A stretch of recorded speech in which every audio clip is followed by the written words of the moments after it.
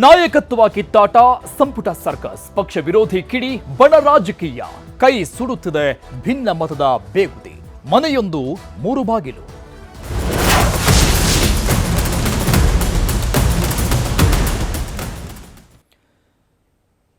ಕಾಂಗ್ರೆಸ್ನಲ್ಲಿ ಮುಗಿತಾನೇ ಇಲ್ಲ ದಾವಣಗೆರೆಯ ಬೈ ಎಲೆಕ್ಷನ್ನ ಕಿಚ್ಚು. ಕೆಪಿಸಿಸಿ ಅಧ್ಯಕ್ಷ ಡಿಕೆ ಶಿವಕುಮಾರ್ ಅವರ ವಿರುದ್ಧ ಈಗ ಸಚಿವ ಜಮೀರ್ ಅಹಮದ್ ಖಾನ್ ತಮ್ಮ ಸಿಟ್ಟನ್ನ, ಅಸಮಾಧಾನವನ್ನ ಹೊರಹಾಕಿದ್ದಾರೆ. ಪ್ರೊಸೀಜರ್ ಪಾಲನೆ ಆಗಿಲ್ಲ ಅಂತ ಜಮೀರ್ ಅಸಮಾಧಾನವನ್ನ ವ್ಯಕ್ತಪಡಿಸಿರುವಂತದ್ದು. ಬೈ ಎಲೆಕ್ಷನ್ ವಿಚಾರಕ್ಕೆ ಸಂಬಂಧಪಟ್ಟಂಗೆ ಕಾಂಗ್ರೆಸ್ನಲ್ಲಿ ಆಗಿರುವಂತಹ ಬೆಳವಣಿಗೆಗಳು, ಶಿಸ್ತು ಕ್ರಮ, ಈ ಬಗ್ಗೆ ಜಮೀರ್ ಅಸಮಾಧಾನವನ್ನ ವ್ಯಕ್ತಪಡಿಸಿದ್ದಾರೆ. ಪಕ್ಷ ವಿರೋಧಿ ಕೆಲಸ ಮಾಡಿದ್ರೆ ಕ್ರಮ ಆಗಲಿ, ಆದ್ರೆ ಆ ಕ್ರಮಕ್ಕೂ ಕೂಡ ಒಂದು ಪ್ರೊಸೀಜರ್ ಇರುತ್ತೆ ಅಂತ ಮಾತನಾಡಿದ್ದಾರೆ. ನೋಟಿಸ್ ಕೊಡದೆ ಕ್ರಮ ತೆಗೆದುಕೊಂಡಿರುವಂತದ್ದು ಸರಿಯಲ್ಲ ಅಂತ ಜಮೀರ್ ಅಹಮದ್ ಹೇಳಿರು. ಜಮೀರ್ ಹೇಳಿಕೆಗೆ ಮತ್ತೊಂದು ಕಡೆ ಕೆಪಿಸಿಸಿ ಅಧ್ಯಕ್ಷರು ಕೂಡ ಡಿಕೆ ಶಿವಕುಮಾರ್ ತಿರುಗೇಟು ಕೊಟ್ಟಿದ್ದಾರೆ. ನಾವು ಯಾರ ವಿರುದ್ಧವೂ ಹಾಗೆ ಸಾಧಿಸ್ತಾ ಇಲ್ಲ, ಪಕ್ಷದ ಶಿಸ್ತು ಎಲ್ಲರಿಗೂ ಒಂದೇ ಆಗಿರುತ್ತೆ, ಅದನ್ನ ಪಾಲನೆ ಮಾಡ್ಕೊಂಡು ಹೋಗ್ಬೇಕು ಅಂತ ಡಿಕೆ ಶಿವಕುಮಾರ್ ತಿರುಗೇಟನ್ನು ಕೊಟ್ಟಿದ್ದಾರೆ. ಏನ್ ಹೇಳಿದ್ರು ಅಂತ ನೋಡುವ. ಅದು ಪ್ರೊಸೀಜರ್ ಇರ್ತದೆ. ಪ್ರೊಸೀಜರ್ ಸತೀಶ್ ಜಾರಕಿಹೊಳಿ ಏನಿರೋದು ಪ್ರೊಸೀಜರ್ ಪ್ರಕಾರ ಮಾಡಬೇಕಾಗಿತ್ತು, ನೋಟಿಸ್ ಕೊಡಬೇಕಾಗಿತ್ತು, ರಿಪ್ಲೈ ತೊಗೊಳ್ಬೇಕಾಗಿತ್ತು, ರಿಪ್ಲೈ ಆದಮೇಲೆ ಮಾಡಬೇಕಾಗಿತ್ತು ಅಂತ ಹಂಗೆ ಹೇಳಿರೋದು. ಎಲ್ಲರಿಗೂ ಅದೇ ಇರೋದು. ಈಗ Naseer Ahmed almost most senior ಅವರು. ನಾವು ಅವ್ರೇನೋ ಪಕ್ಷದ ವಿರೋಧಿ ಕೆಲಸ ಮಾಡಿದರೆ ತೆಗೆದಿದ್ದು ತಪ್ಪಂತ ಹೇಳೋಕ್ಕಾಗಲ್ಲ ನಾವು. ಈಗ ಪಕ್ಷ ಏನಾರ ಇದ್ದರೆ ಏನಾರ ಯೋಚನೆ ಮಾಡಿ ತೀರ್ಮಾನ ಮಾಡಿ. ಅಂದರೆ ನಮ್ದು ಏನಂದರೆ ಆಯಿತು, ಒಂದು ನೋಟಿಸ್ ಸರ್ವ್ ಮಾಡಿ ಅವ್ರು ರಿಪ್ಲೈ ತೊಗೊಂಡು ಆಮೇಲೆ ಮಾಡಬೇಕಂತ ಎಲ್ಲರದ್ದು ಅಭಿಪ್ರಾಯ. ಅದು ಮುಖಂಡರು ಹೈಕಮಾಂಡ್ಗೆ ಪತ್ರ ಬರೆದಿದ್ದಾರೆ, ಸಮುದಾಯದ ಮೇಲೆ ಹಗೆ ಸಾಧಿಸ್ತಾ ಇದ್ದಾರೆ ಅಂತ.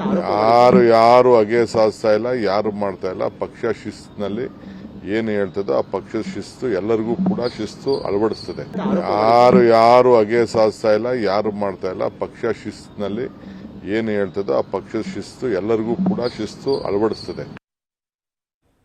ಈ ಎಲ್ಲ ಬೆಳವಣಿಗೆಗಳ ಮಧ್ಯದಲ್ಲಿ ಮತ್ತೊಂದು ವಿಚಾರ ಈಗ ಮುನ್ನೆಲೆಗೆ ಬಂದಿದೆ. ಜಮೀರ್ ಅಹಮದ್ ಖಾನ್ ಜೆಡಿಎಸ್ಗೆ ಹೋಗುವ ಚರ್ಚೆ ವಿಚಾರಕ್ಕೆ ಸಂಬಂಧಪಟ್ಟಂಗೆ ಥೋ ಎಲ್ಲವೂ ಊಹಾಪೋಹದ ಸುದ್ದಿ, ನಾನ್ಯಾಕೆ ಜೆಡಿಎಸ್ಗೆ ಹೋಗಲಿ ಅಂತ ಸಚಿವ ಜಮೀರ್ ಅಹಮದ್ ಖಾನ್ ಹೇಳಿದ್ದಾರೆ. ನಾನು ಈಗಾಗಲೇ ಜೆಡಿಎಸ್ ಬಿಟ್ಟು ಬಂದಿದ್ದೇನೆ, ಕಾಂಗ್ರೆಸ್ ಪಕ್ಷ ನನಗೇನು ಕಡಿಮೆ ಮಾಡಿದೆ, ನಾನು ನಿರೀಕ್ಷೆನೂ ಇಟ್ಟಿಲ್ಲ ಅಂತ ಜಮೀರ್ ಅಹಮದ್ ಹೇಳಿದ್ದಾರೆ. ಕಾಂಗ್ರೆಸ್ ಪಕ್ಷದಲ್ಲಿ ನಾನು ನಿರೀಕ್ಷೆ ಮಾಡದ ರೀತಿ ಖಾತೆಗಳನ್ನು ಕೊಟ್ಟಿದ್ದಾರೆ. ಮತ್ತೆ 2023ರಲ್ಲಿ 4 ಖಾತೆಗಳನ್ನು ಕೊಟ್ಟಿದ್ದಾರೆ. ನನಗೆ ಕಾಂಗ್ರೆಸ್ ಏನು ಕಡಿಮೆ ಮಾಡಿದೆ ಅಂತ ಹೇಳಿದ್ದಾರೆ ಜಮೀರ್ ಅಹಮದ್ ಖಾನ್. ಅಲ್ಲ, ಊಹಾಪೋಹ ಸುದ್ದಿರಿ. ನಾನೇನಿಗೆ JDS ಹೋಗ್ಲಿ, ಆ ಪಕ್ಷ ಬಿಟ್ಟು ಬಂದಿರೋದು. ಕಾಂಗ್ರೆಸ್ ಪಕ್ಷ ನನಗೇನು ಕಡಿಮೆ ಮಾಡಿದೆ? ನಾನು ನಿರೀಕ್ಷೆನೂ ಇಟ್ಟಿಲ್ಲ. 2017ರಲ್ಲಿ ಕಾಂಗ್ರೆಸ್ ಬಂದೆ. ನಾನು 2018ಅಲ್ಲಿ ಸಮ್ಮಿಶ್ರ ಸರ್ಕಾರ, ಅದೂ ಸಮ್ಮಿಶ್ರ ಸರ್ಕಾರದಲ್ಲಿ ಕುಮಾರಸ್ವಾಮಿ ಮುಖ್ಯಮಂತ್ರಿ ಆಗಿದ್ದರು. ಅದಲ್ಲಿ ನಾನು ಮಂತ್ರಿ ಮಾಡ್ತಾನಂತ ನಾನು ನಿರೀಕ್ಷೆನೂ ಇಟ್ಟಿಲ್ಲ, ಯಾರ್ತಾನೂ ಕೇಳಿಲ್ಲ. ಆ ಟೈಮಲ್ಲೇ ಪಕ್ಷ ನನಗೆ ಮಂತ್ರಿ ಮಾಡಿಬಿಟ್ಟು 5 ಪೋರ್ಟ್ಫೋಲಿಯೋ ಕೊಟ್ಟಿದ್ರು. ಎಷ್ಟು ಪೋರ್ಟ್ಫೋಲಿಯೋ? 5 ಪೋರ್ಟ್ಫೋಲಿಯೋ. ಇದೇ ಜನತಾದಳಲ್ಲಿ ನಮ್ಮ ಮಂತ್ರಿ ಆಗಿದೆ. ಕುಮಾರಸ್ವಾಮಿ ಮುಖ್ಯಮಂತ್ರಿ ಇರುವಾಗ ನಾನು ಮಂತ್ರಿ ಆಗಿದೆ. ಯಾವ ಖಾತೆ ಕೊಟ್ಟಿದ್ದು ನನಗೆ? ವಫ್, ಹಜ್ ಕೊಟ್ಟಿದ್ದರು. ಕಾಂಗ್ರೆಸ್ ಪಕ್ಷದಲ್ಲಿ ನಾನು ನಿರೀಕ್ಷೆ ಇಟ್ಟಿಲ್ಲ. 5 ಖಾತೆ ಕೊಟ್ಟಿದ್ದು ನನಗೆ. Food and civil supplies, consumer affairs, minority, ಹಜ್, ವಫ್ ಕೊಟ್ಟಿದ್ದರು. ತಿರ್ಗಾ 2023ರಲ್ಲಿ ನನಗೆ 4 ಖಾತೆ ಕೊಟ್ಟಿದ್ದಾರೆ. ಏನು ಹೇಳಿ, ಏನು ಕಾಂಗ್ರೆಸ್ ಪಕ್ಷ ಕಡಿಮೆ ಮಾಡಿದೆ ನನಗೆ? ನನ್ನ ಜನತಾದಳ ಹೋಗೋಕ್ಕೆ ನಾನು ನಿರೀಕ್ಷೆನೇ ಇಟ್ಟಿಲ್ಲ.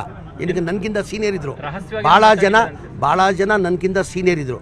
2018ಅಲ್ಲಿ ನಾನು ಮಂತ್ರಿ ಮಾಡುವಾಗ ರೋಷನ್ ಬೇಗ್ ಅವರು 7 ಬಾರಿ ಗೆದ್ದಿದ್ರು, ತನ್ವೀರ್ ಸೇಠ್ ಅವರು 5 ಬಾರಿ ಗೆದ್ದಿದ್ರು, ಮನೆ ಹಾರೀಸ್ ಅವರು 3-4 ಬಾರಿ ಗೆದ್ದಿದ್ರು.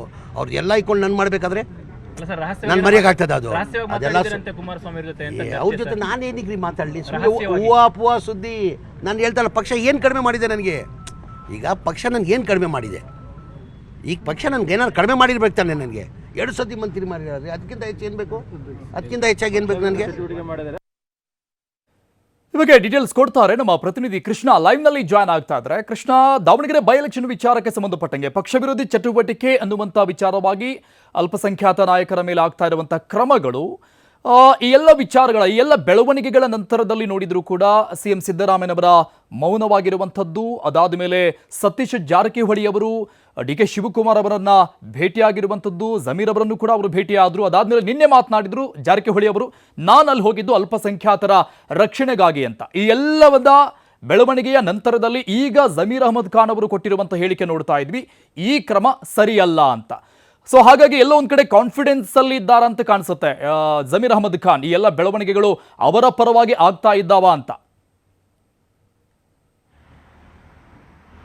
ಖಂಡಿತವಾಗ್ಲೂ ಅರುಣ್, ಆ ರೀತಿಯಿಂದ ವಾತಾವರಣ ರಾಜ್ಯ ಕಾಂಗ್ರೆಸ್ಸಲ್ಲಿ ಕಂಡು ಬರುತ್ತಿರುವಂಥದ್ದು ಬಹುಶಃ ಮುಖ್ಯಮಂತ್ರಿಗಳೇ ಸಚಿವ ಜಮೀರ್ ಅಹಮದ್ ಅವರ ಬೆನ್ನಿಗೆ ನಿಂತಿರುವಂಥದ್ದು ಸ್ಪಷ್ಟವಾಗಿ ಕಾಣ್ತಾ ಇದೆ. ಯಾಕಂದರೆ ನಜೀರ್ ಅಹಮದ್ ಮತ್ತು ಅಬ್ದುಲ್ ಜಬ್ಬಾರ್ ವಿರುದ್ಧವಾಗಿ ಯಾವಾಗ ಕಾಂಗ್ರೆಸ್ ನಾಯಕರು ಕ್ರಮವನ್ನು ಕೈಗೊಂಡ್ರು, ಎಲ್ಲೊಂದು ಕಡೆ ಜಮೀರ್ ಅಹಮದ್ ಅವರು ವಿರುದ್ಧವಾಗೂ ಕೂಡ ಕ್ರಮ ಆಗ್ಬೋದು ಅನ್ನೋ ಚರ್ಚೆಗಳು ನಡೀತಾ ಇತ್ತು. ಈಗ ಜಮೀರ್ ಅಹಮದ್ ಅವರು ಸಂಪೂರ್ಣವಾಗಿ ಆತ್ಮವಿಶ್ವಾಸದಿದ್ದಾರೆ. ಯಾವುದೇ ಕಾರಣಕ್ಕೂ ಕೂಡ ನಾನು ಪಕ್ಷ ವಿರುದ್ಧ ಚಟುವಟಿಕೆಯನ್ನು ಮಾಡಿಲ್ಲ, ಒಂದು ವೇಳೆ ಪಕ್ಷ ವಿರುದ್ಧ ಚಟುವಟಿಕೆ ಮಾಡಿದ್ದೇ ಆದಲ್ಲಿ ಅದಕ್ಕೆ ದಾಖಲೆಗಳನ್ನು ಕೊಡಿ, ಇಂಥವರೇ ಪಕ್ಷ ವಿರುದ್ಧ ಚಟುವಟಿಕೆಯನ್ನು ಮಾಡಿದ್ರ ಅನ್ನೊಂದು ಪ್ರಶ್ನೆಯನ್ನು ಈಗಾಗಲೇ ಜಮೀರ್ ಅಹಮದ್ ಅವರು ಕೂಡ ಹೇಳ್ತಾ ಇರುವಂಥದ್ದು. ಈಗಾಗಲೇ ಎಲ್ಲೋ ಒಂದು ಕಡೆ ಕಾಂಗ್ರೆಸ್ನಲ್ಲಿ ಒಂದು ರೀತಿ ದಾವಣಗೆರೆ ದಕ್ಷಿಣ ವಿಧಾನಸಭಾ ಕ್ಷೇತ್ರದ ಪಕ್ಷ ವಿರೋಧಿ ಚಟುವಟಿಕೆ ಅನ್ನೋದು ಕಂಪನವನ್ನು ಮೂಡಿಸಿದೆ. ಎಲ್ಲೋ ಒಂದು ಕಡೆ ಸಿಎಂ ಸಿದ್ದರಾಮಯ್ಯ ಆಪ್ತ ಮಾಡಿದವ್ರನ್ನ ಅಣಿಬೇಕು ಅನ್ನೋದು ಕಾರಣಕ್ಕೋಸ್ಕರವಾಗಿಯೇ ಡಿ.ಸಿ.ಎಂ ಡಿ.ಕೆ ಶಿವಕುಮಾರ್ ಅವರು ಈ ರೀತಿಯಾಗಿ ಅಸ್ತ್ರವನ್ನು ಪ್ರಯೋಗವನ್ನು ಮಾಡ್ತಾ ಇರುವಂಥದ್ದು. ಹಾಗಾಗಿನೇ ಎಲ್ಲೋ ಒಂದು ಕಡೆ ಸಿಎಂ ಸಿದ್ದರಾಮಯ್ಯ ಬಣದ ಮತ್ತೊಬ್ಬ ಸಚಿವರಾಗಿರ್ತಕ್ಕಂಥ ಸತೀಶ್ ಜಾರಕಿಹೊಳಿ ಅವರು ಮಧ್ಯಪ್ರವೇಶವನ್ನು ಮಾಡಿ ಡಿ.ಕೆ ಶಿವಕುಮಾರ್ ಭೇಟಿ ಮಾಡುವಂಥದ್ದು.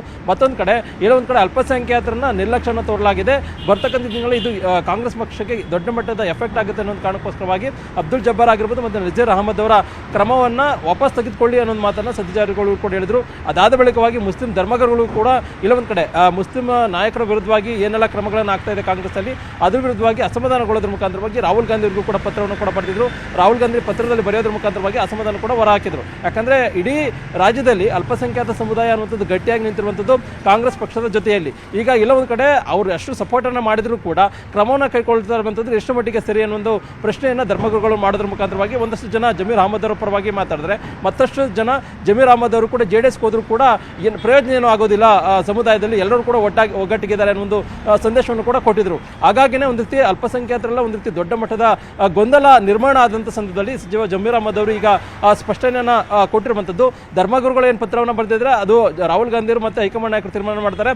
ಆದರೆ ಧರ್ಮಗುರುಗಳು ಈ ಒಂದು ವಿಚಾರದಲ್ಲಿ ಅಂದರೆ ಕ್ರಮದ ವಿಚಾರದಲ್ಲಿ ಬೇಸರಗೊಂಡಿರುವಂಥದ್ದು ನಿಜ.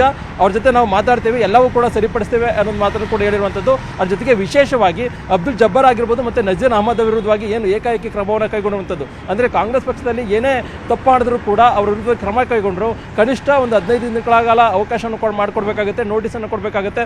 ನೋಟಿಸ್ ಕೊಟ್ಟ ಬಳಿಕವಾಗಿ ಅವರಿಂದ ಉತ್ತರವನ್ನು ಪಡೆದುಕೊಂಡು ಉತ್ತರವನ್ನು ವರದಿ ಆಧರಿಸಿ ಅದನ್ನು ಹೈಕಮಾಂಡ್ ಸಲ್ಲಿಕೆ ಮಾಡಿ ಅದಾದ ನಂತರವಾಗಿ ಕ್ರಮವನ್ನು ಉಚ್ಚಾಟನೆ ಮಾಡುವಂಥದ್ದು, ಅಮಾನತು ಮಾಡುವಂಥ ನಿರ್ಧಾರವನ್ನು ಕೂಡ ನೋಡ್ಬೋದು. ಆದರೆ ಏಕಾಏಕಿ ನಜೀರ್ ಅಹಮದ್ ಮತ್ತು ಅಬ್ದುಲ್ ಜಬ್ಬಾರ್ ವಿರುದ್ಧವಾಗಿ ಕ್ರಮವನ್ನು ಕೈಗೊಂಡಿರುವಂಥದ್ದು ನಿಜಕ್ಕೂ ಕೂಡ ಸರಿಯಲ್ಲ ಅನ್ನೋ ಮಾತನ್ನು ಸಚಿವ ಜಮೀರ್ ಅಹಮದ್ ಅವರು ಕೂಡ ಈಗಾಗಲೇ ಪ್ರಸ್ತಾಪವನ್ನು ಮಾಡಿರುವಂಥದ್ದು. ಆ ಮುಖಾಂತರವಾಗಿ ಯಾರೆಲ್ಲ ತಮ್ಮ ವಿರುದ್ಧವಾಗಿ ಕಾಂಗ್ರೆಸ್ ಪಕ್ಷದಲ್ಲಿದ್ದಾರೆ ಅವ್ರಿಗೊಂದು ತಕ್ಕವಾದಂಥ ಒಂದು ಸಂದೇಶವನ್ನು ಕೂಡ ಕೊಟ್ಟಿದ್ದಾರೆ. ಮತ್ತೊಂದು ಕಡೆ ಜಮೀರ್ ಅಹಮದ್ ಅವರ ವಿರುದ್ಧವಾಗಿ ಕ್ರಮ ಅನ್ನೋ ಒಂದು ಚರ್ಚೆ ನಡುವೆ ಇಲ್ಲ ಒಂದು ಕಡೆ ಅವ್ರು JDS ಹೋಗ್ತಾರೆ ಅನ್ನೋ ಚರ್ಚೆಗಳು ಕೂಡ ರಾಜ್ಯ ರಾಜಕಾರಣದಲ್ಲಿ ಚರ್ಚೆ ಆಗ್ತಾ ಇತ್ತು. ಅದಕ್ಕೂ ಕೂಡ ಈಗಾಗಲೇ ಸ್ಪಷ್ಟನೆಯನ್ನು ಕೊಟ್ಟಿರುವಂಥದ್ದು. ಮುಖ್ಯವಾಗಿ ಕಾಂಗ್ರೆಸ್ ಪಕ್ಷ ನನಗೆ ಯಾವುದಕ್ಕೂ ಕೂಡ ಅನ್ಯಾಯವನ್ನು ಮಾಡಿಲ್ಲ, ಎಲ್ಲನೂ ಕೂಡ ನನಗೆ ಚೆನ್ನಾಗಿ ನೋಡ್ಕೊಂಡಿದೆ, ದೊಡ್ಡ ದೊಡ್ಡ ಖಾತೆಗಳನ್ನು ಕೊಟ್ಟಿದೆ, ಎಂತೆಂಥ ಸೀನಿಯರ್ಗಳಿದ್ರು ಕೂಡ ನನ್ನನ್ನು ಚೆನ್ನಾಗಿ ನೋಡ್ಕೊಂಡಿದ್ದಾರೆ. ಹಾಗಾಗಿ ಯಾವುದೇ ಕಾರಣಕ್ಕೂ ಕೂಡ ಕಾಂಗ್ರೆಸ್ ಪಕ್ಷ ಏನು ಕಡಿಮೆ ಮಾಡಿದೆ ಅನ್ನೋ ಒಂದು ಕಾರಣಕ್ಕೋಸ್ಕರವಾಗಿ ನಾನು JDS ಹೋಗಲಿ, ಯಾವುದೇ ಕಾರಣಕ್ಕೂ ಕೂಡ ನಾನು JDS ಹೋಗೋದಿಲ್ಲ, ಕಾಂಗ್ರೆಸ್ನಲ್ಲೇ ಉಳಿತೇನೆ ಅನ್ನೋ ಒಂದು ಸ್ಪಷ್ಟನೆಯನ್ನು ಕೊಡೋದ್ರ ಮುಖಾಂತರವಾಗಿ ಎದುರಾಳಿಗಳಿಗೆ ಒಂದು ತಕ್ಕವಾದಂಥ ಸಂದೇಶವನ್ನು ಕೊಟ್ಟಿದ್ದಾರೆ. ಇದ್ರ ನಡುವೆ ಡಿ.ಸಿ.ಎಂ ಡಿ.ಕೆ ಶಿವಕುಮಾರ್ ಕೂಡ ನಾವೇನು ಏಕಾಏಕಿ ನಿರ್ಧಾರವನ್ನು ಕ್ರಮವನ್ನು ಕೈಗೊಂಡಿಲ್ಲ, ಮುಖ್ಯವಾಗಿ ಪಕ್ಷ ವಿರೋಧಿ ಚಟುವಟಿಕೆ ಮಾಡಿದ್ರು ಕಾರಣಕ್ಕೋಸ್ಕರವಾಗಿ ಒಂದು ಕ್ರಮವನ್ನು ಕೈಗೊಂಡಿದ್ದು ಮಾತನ್ನು ಡಿ.ಕೆ ಶಿವಕುಮಾರ್ ಸಮರ್ಥನೆಯನ್ನು ಮಾಡ್ಕೊಂಡಿದ್ದಾರೆ. ಬಹುಶಃ ಇದು ಮೇ 4ರ ರಿಸಲ್ಟ್ವರೆಗೂ ಕೂಡ ಇದು ದೊಡ್ಡ ಮಟ್ಟದ ಜಟಾಪಟಿ ಮುಂದುವರುವಂಥ ಸಾಧ್ಯತೆ ಇದೆ. ಮೇ 4ನೇ ತಾರೀಕು ರಿಸಲ್ಟ್ ಬಂದ ನಂತರವಾಗಿ ಒಂದು ವೇಳೆ ದಾವಣಗೆರೆ ದಕ್ಷಿಣ ವಿಧಾನಸಭಾ ಕ್ಷೇತ್ರದಲ್ಲಿ ಏನಾದರೂ ಕಾಂಗ್ರೆಸ್ ಅಭ್ಯರ್ಥಿ ಸೋಲು ಅಥವಾ ಬೇರೆ ಬೇರೆ ರೀತಿಯಿಂದ ಬೆಳವಣಿಗೆ ಆಯಿತು ಅಂತಂದ್ರೆ ರಾಜ್ಯ ಕಾಂಗ್ರೆಸ್ನಲ್ಲಿ ಇನ್ನೂ ಕೂಡ ದೊಡ್ಡ ಮಟ್ಟದ ಕಂಪನವನ್ನು ನಾವು ನೋಡಬಹುದಾಗಿದೆ. Arun, thank you Krishna ಡೀಟೇಲ್ಸ್ಗೆ.